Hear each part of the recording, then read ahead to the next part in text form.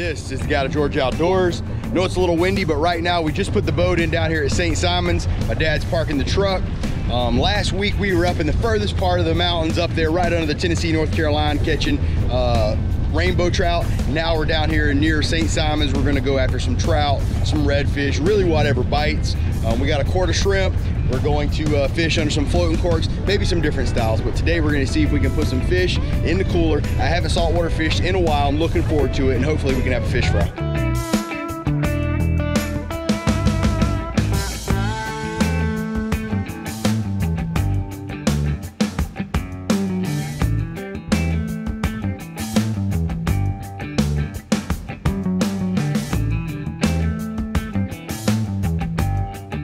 These are pretty good sized shrimp.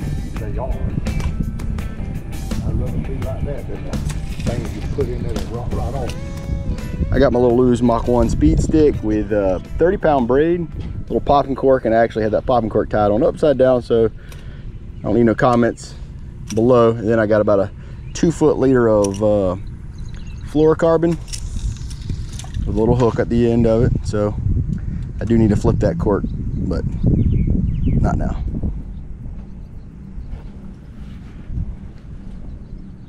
Little shrimp's coming out the water right there, so something's chasing him. Like a good old lively shrimp.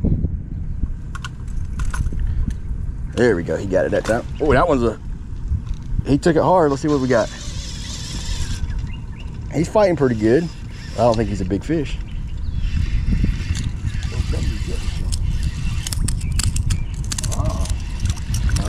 Nice little undersized spot. We'll check him. He could be no, he's keeper. Close to keeper. I think he's a little small, pops.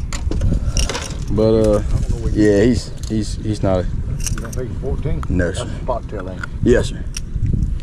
Yeah, a little spot tail. It's hard for us to want to throw these back, but he ain't a keeper. We're gonna get the big one, so that's number 2 for us.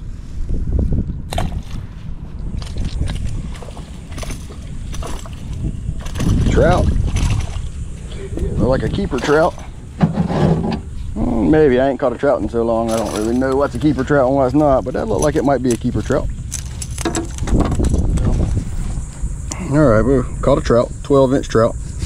We're gonna put him back. All right, we're gonna get back out there. There he is. Feels like a little better fish. He's fighting really hard, maybe like a ladyfish. Yep. Another red. How about that? They stayed something in here. Yep, getting a little more frequent bites. Old red. They fish a little more bottom. I'm going back to the corner. What's that? 5 for you? 4. This is our 3rd undersized underslot red and a trout. So we're getting bites. We're hoping as the tide comes in, the bigger ones will come along with it.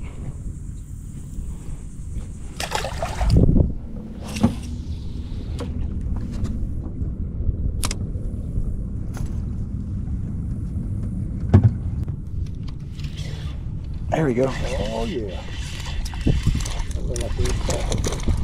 That's a red. I think he's undersized. That's a trout. Give me a net, Pop. That's a keeper. I got the net right here.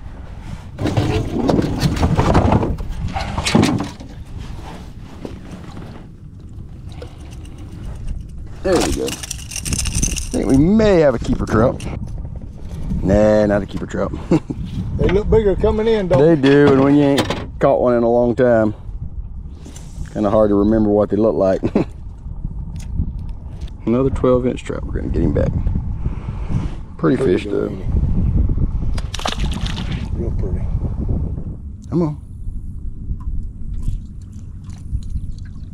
There he is. Another trout. Another undersized trout. Came off. And I'm okay with that. He was not a keeper. Caught him on a dead shrimp. That's what we're fishing with. Our shrimp just didn't hold up for us today. Bring him over to me. Well, I didn't get much of the catch on there, but I just hooked up with a nice pops. Pops, get him. Don't go from the head because you ain't gonna. There we go. I just salvaged some, we ain't been having any good sized bites today. All of them have been small. And to be honest, I didn't even know that fish was on there. Finally got a fish for the cooler. And I love a good old flounder. They have impressive teeth. And this time last year, we were in Alaska catching halibut. And there we are with a nice flounder. That's my first keeper fish of the day. Old dead shrimp basically sitting on bottom. Come on, take it.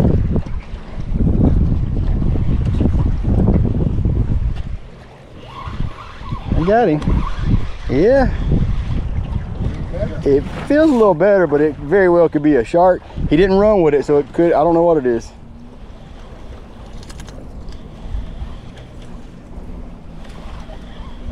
A very lazy hit. Yeah. I just seen the cork. Look at that, another flounder, my goodness. Yep. Look at that. Another stud flounder.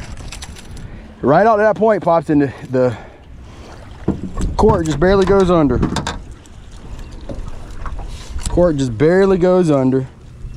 Another flounder, another good one too at that. So it's cool how they have white on one side, that color of the bottom on the other. Bigger than the other. Yep. Wow. Two good doormats. All right, I didn't have the GoPro on because I was helping Dad get some bait. All of a sudden my dead shrimp went under and hooked up with a really nice old bonnet head. And bonnet head is a great eating shark. And he's not giving up without a fight here. I think he may be a legal size fish to keep. We're gonna measure him. Just when you think those guys are about gave up, they come back for more.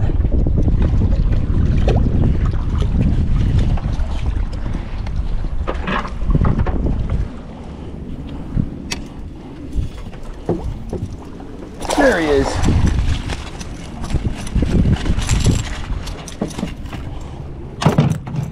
Don't keep many sharks, and some people are against them, but there are no shortage of them out here. Got a hook out. No harm done, no harm, no foul. Pretty cool little fish. Little blub, but he ain't hurt too bad. There he is. He's off. This is the absolute hottest part of the day, hottest part of the year, but we're way back in this deep creek, way back in this small creek, and we actually got a deep hole, and we think these fish are going to hold down there where it's nice and cool. There's oysters down there, so I think are on the sides. I think this might be a pretty good little spot, and see if we can catch a few fish. There he is. Uh-oh. Uh-oh. A little better? I believe the same thing I caught a while ago, bro. Another drum? Old big drum again. Won't never know, will we? Neither one of us. Why is it the big one? I don't know. That's on us right there. Huh? Okay. I got him, but he don't feel big. He'll do for the moment, though, won't he?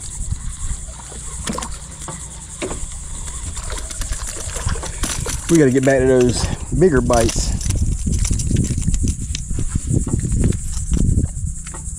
I can't believe they piled up down there. They are literally piled up in there.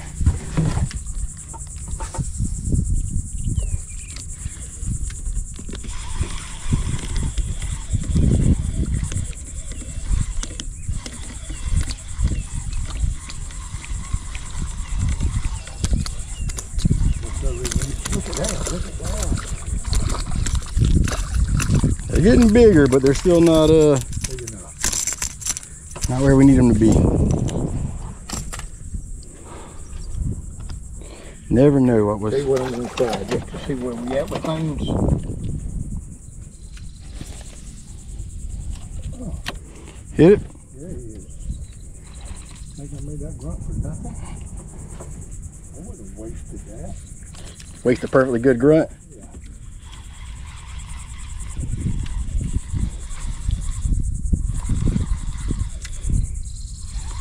It could be a little better fish.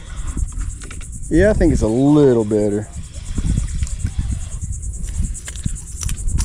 Yeah, nice little drum.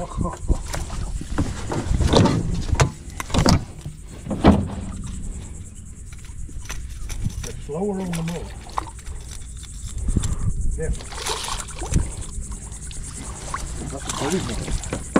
Yeah, nice little drum. All right, that's it for our fishing up in this creek. If we stay much longer, we risk getting stuck in there on low tide, and I don't want to wait for the tide to shift. It is hot, so we're done fishing for the day. We ran out of bait. The bait died quick. We fished with dead bait. It actually worked. Caught plenty of fish. Most of them were all undersized, but I did catch 2 real nice flounder. But right now, we're gonna make the ride back to the boat ramp. We got about a 2-hour drive back to the house. Then the next thing we're gonna do is pick up at the video back at the skinning rack, and we're gonna clean these flounder up, and then we're gonna get them cooked up. We just made about the 2-hour drive back to the house, like 105 miles. And it is hot today. Let me just go ahead and say that. Let me clear it up. If you weren't aware, it was hot today. But we got 2 nice flounder. We caught probably 30 or 40 fish, but most of them are just undersized. And I'll leave a comment below. What do you do during that time of the year? Do you try to find deeper water, bigger water? Do you stay out the creeks? When you start catching a bunch of small ones, do you go somewhere else? But either way, we got 2 nice flounder. We're gonna clean them up. Flounder is a little different to clean. Sometimes, in my opinion, it might even be better with a sharp fillet knife as opposed to electric fillet knife. But we're gonna try the electric fillet knife and see if we can clean these babies out. All right, both sides of the fish have fillets, but this side definitely has more. They lay on the ground like this, and they have both of their eyes on the same side. When they're babies, they swim upright, and they have an eye on both sides, but those eyes migrate to one side. That is the bottom side, this is the top side, and they are pretty slimy, so I'm trying to wipe my hands off. All right, cut down the middle.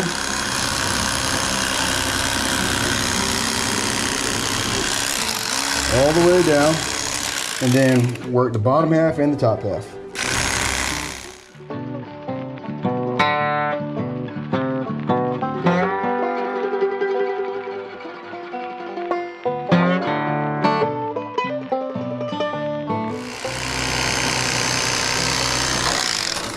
There you go. That's one of the 4 fillets you get off of each flounder. Did pretty good. We didn't leave no meat behind.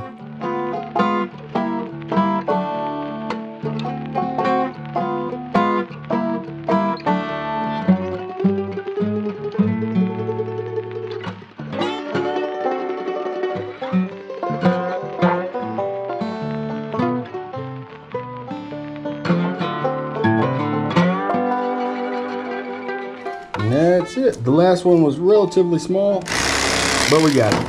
So there we have it, 4 fillets from that 1 flounder. We mangled it up a little bit, but we didn't leave any meat behind, and that's what I was hoping for. After a short little nap, I'm down here at my parents' house. We're gonna be frying up that flounder. We actually have some other fish as well. If it ain't broke, don't fix it. We're gonna be using some Louisiana fish fry. It's got a little more cornmeal in it. Fish fry, real crispy in that one.